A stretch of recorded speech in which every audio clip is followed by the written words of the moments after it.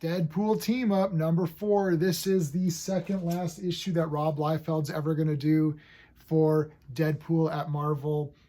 It's sad to see him go because really when he's doing Deadpool, that's the only time I really actually like Deadpool. Other than that, I don't like anyone else's take on it really.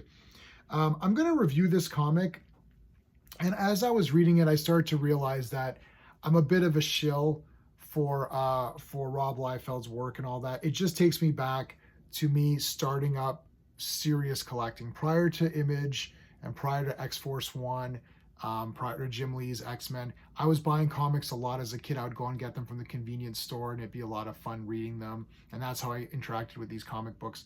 But once X-Force 1 started, even the Jim Lee and all that, I started to be like, okay, I'm going to go to the comic shops now, because the comic shop was two bus rides away, and it'd be tough to go there as a kid with your money, and you kind of try to get, because you'd be like, well, I got to spend a couple of bucks just to get there, and then that's like basically you're paying for a comic to get there, and then a comic to get back. But I was just so in love with these comics, I had to keep going back and forth. And when Image started, like most of us who are my age, really bought into it heavy. I still really like it looking back on it. It brings me fond memories. So I love Rob Liefeld's work. I've been following him on all of his social media and all that. So this isn't really, I think I'm going to stop using my space system. So I use my system: story, pacing, artistry, characters, enjoyment. I review each category and I give it a score between 0 and 2. When you add them up, you get something out of 10. I'm going to stop doing that because it's becoming a bit unfair. I just love every comic anyways, so it really doesn't make sense for me to try to critically analyze this.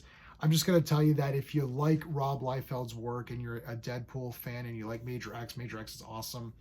If you like this kind of stuff, you're going to love it. It's everything you want from a Rob Liefeld book. It's the big, huge guns. It's like you've got your big, well, that splash page isn't as awesome as other ones, but like look at Cable's gun here. I mean, you got this enormous Cable gun.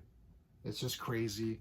There's the entire beginning is literally just a fight. You start with this page, which is awesome. It's just one big fight.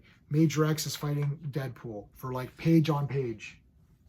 It's like, now Wolverine fights Lady Deadpool. Page, still fighting. Look, we're halfway in the comic. It's all fighting. Finally, Cable stops the fighting, and then there's some storyline, right? And then it goes right back to showing how awesome this Dragon Lord guy is. So I'm just going to give it a 10 out of 10. I'm rating comics based on your expectation levels. I'm not rating comics really to critically analyze them. If you take some of the best work that's been out there, which for me, Kraven's Last Hunt is on there. V for Vendetta I thought was really good. Watchmen, Dark Knight Returns. There's so many, like, Dark Phoenix is awesome. Like, there's so many of these super ultra classic comics. And yeah, this is not better than Dark Phoenix or whatever.